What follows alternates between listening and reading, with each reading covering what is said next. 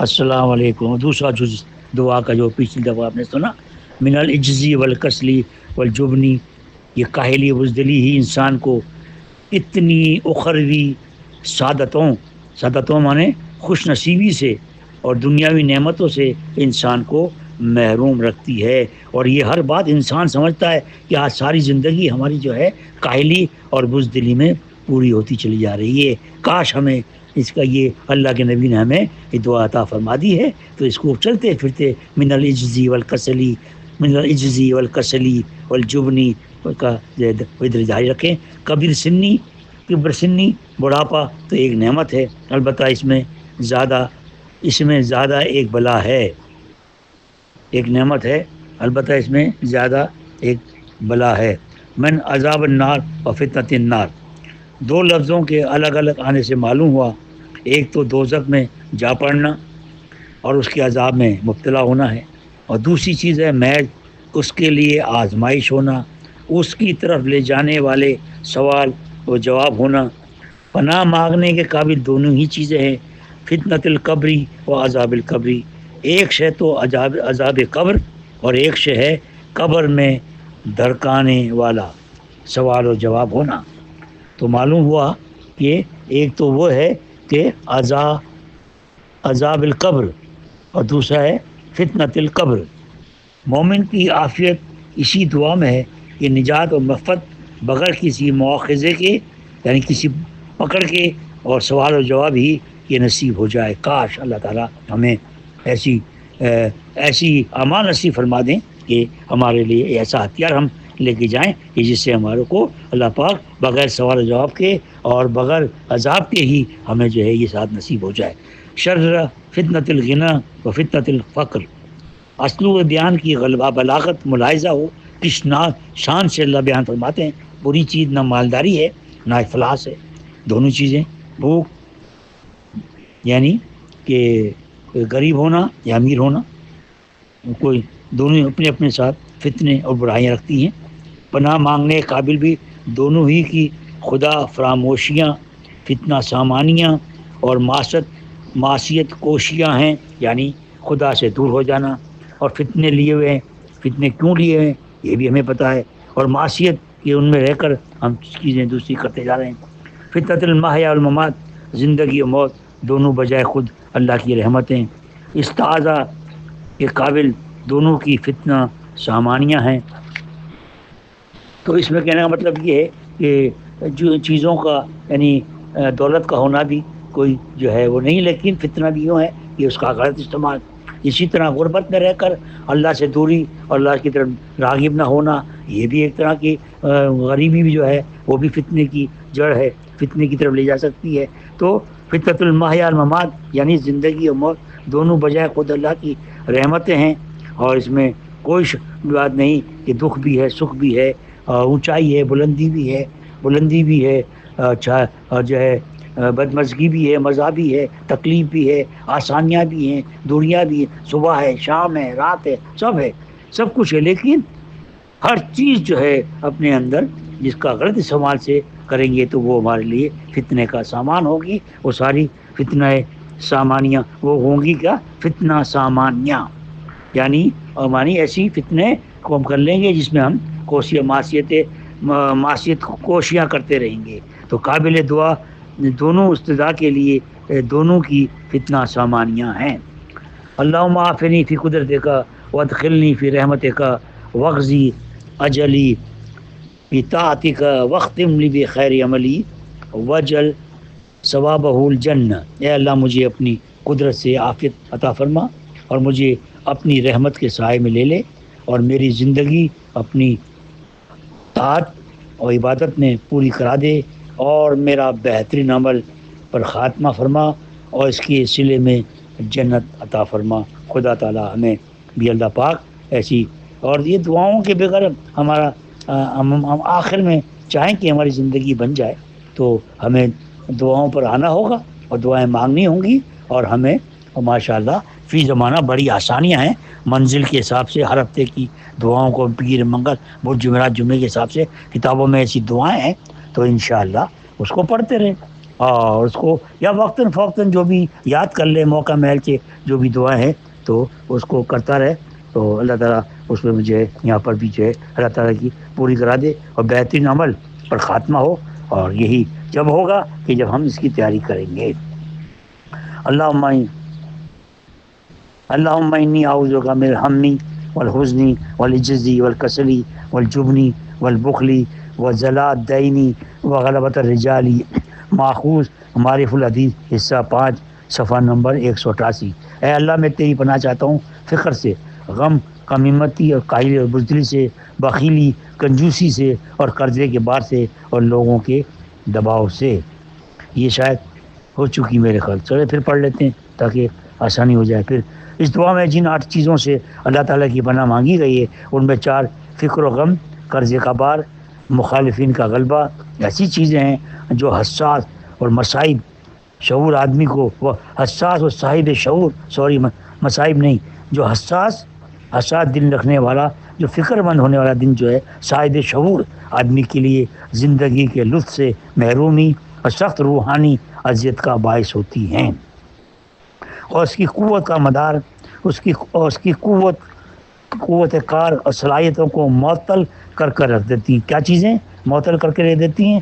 فکر، غم، قرضہ، مخالفین کی اور لوگوں کے اس پہ مخالفین کا اس پہ دربا، اپنے قوم کے لوگوں کو اسے ناپسند کرنا اور تمام دوسری چیزیں جو اسے انسان کو جو روحانی اذیت کا باعث ہوتا ہے۔ نتیجے میں کیا ہوتا ہے؟ وہ دنیا اور آخرت کی بہت سی کامیابی اور سعادتوں سے محروم رہ جاتا ہے، اور باقی 4 کم ہمتی، کاہلی، کنجوسی، بزدلی ایسی کمزوریاں ہیں جن کی وجہ سے آدمی وہ جرأت مندانہ اقدامات، محنت و قربانی والے اعمال نہیں کر سکتا، جن کے بغیر نہ دنیا میں کامرانی حاصل کی جا سکتی ہے اور نہ آخرت میں فوز و فلاح اور نہ اللہ کی رضا کا مقام حاصل ہو سکتا ہے۔ اس لیے نبی کریم صلی اللہ علیہ وسلم نے ان سب چیزوں سے پناہ مانگا کرتے تھے اور امت کو اس کی تلقین فرمایا کرتے تھے۔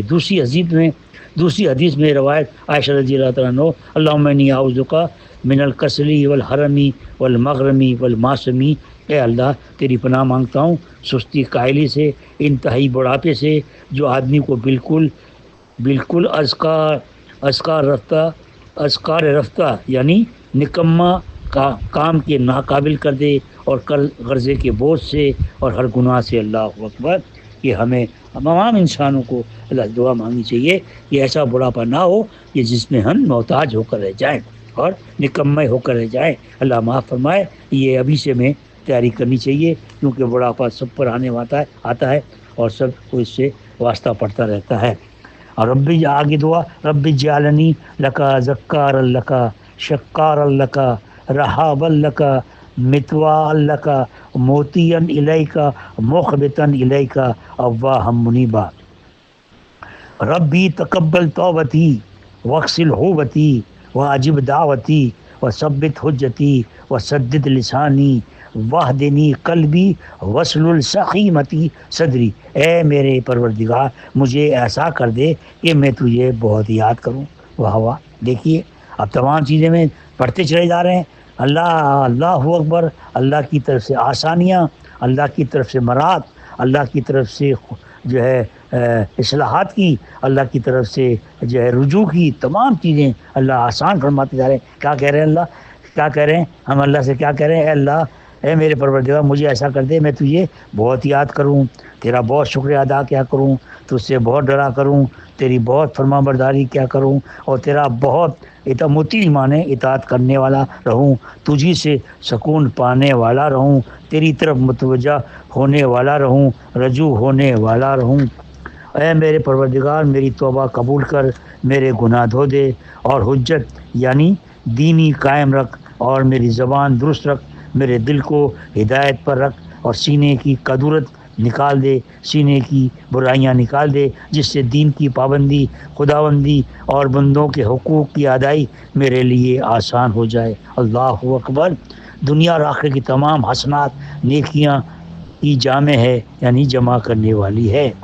لکا ذکار لکا کہ تجھے ہر حال میں اور زندگی کے ہر موقع مقام پر یاد کرتا رہوں. اور ثبت حجتی، یعنی میں دین کی جس حجت پر دلیل پر قائم ہوں اس میں مجھے کمزوری، تزلزل، گڑبڑ میرے قریب نہ آئے، لرزش میرے قریب نہ آئے، ہلچل میرے قریب نہ آئے، نہ ہونے پیدا پائے، اور میں اس پر جو ہے اس دلیل پر قائم رہوں جو دلیل نبی پاک صلی اللہ علیہ وسلم آپ کی ہمیں دے گئے ہیں. اللہم الف بین قلوبنا واصلح ذات بیننا واہدنا سبل السلام ونجینا من الظلمات الى النور وجنبنا الفواحش ما ظهر منها وما بطن وبارک لنا فی اسماعنا وابصارنا وقلوبنا وازواجنا وذریاتنا وتب علینا انک انت التواب الرحیم وجعلنا شاکرین لنعمتک مثنین بها قابلها واتمها علینا قابلها واتمها علینا اتمها مثنین بها قابلها واتمها علینا.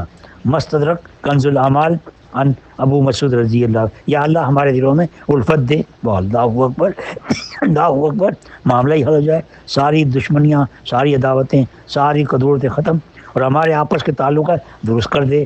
اور اللہ کی ذات میں قوت ہے، ہم کرنا چاہیں گے تو شاید نہ ہم کامیاب نہ ہو سکے، لیکن پھر بھی دعا مانگنی ہے. کامیاب ہو جاتے ہیں تو بھی دعا مانگنی ہے، اور ہمیں سلامتی کے راستے دکھا.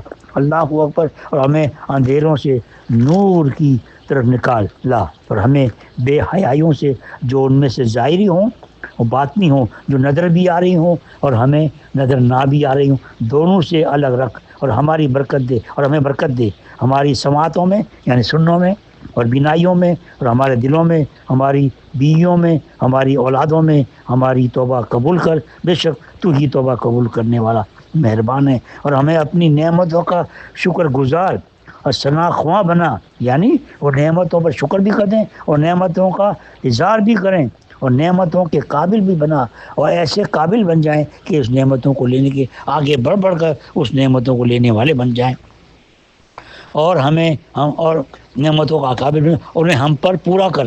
اللہ اکبر.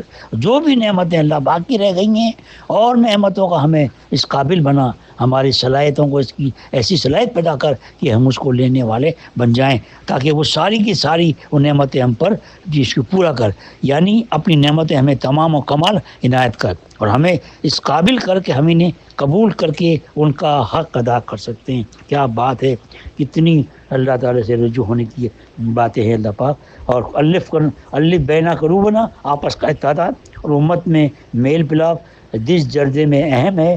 اس سے ظاہر ہے نبی کریم صلی اللہ علیہ وسلم نے اسے ایک مقصود قرار دے کر اس کے لیے دعا کی تعلیم کی ہے. تو اس میں تمام امتوں کا جوڑ بھی آ گیا، اپنی اولادوں کا، اپنے اور اپنے رشتہ داروں کا، اپنے متعلقین کا، تمام کی ربط اور جوڑ کی دعا ہے. اتنی خوبصورت دعا ہے کہ اللہ تعالیٰ باقی زندگی ہماری ان دعاؤں پر آ جائے. اور اللہ تعالیٰ سے ہم سب کو جو ہے دعا مانگنی چاہیے کہ اللہ تعالیٰ ہماری ان تمام مصیبتوں کو ان دعاؤں کے ذریعے آسان فرمائے. باقی آئندہ انشاءاللہ.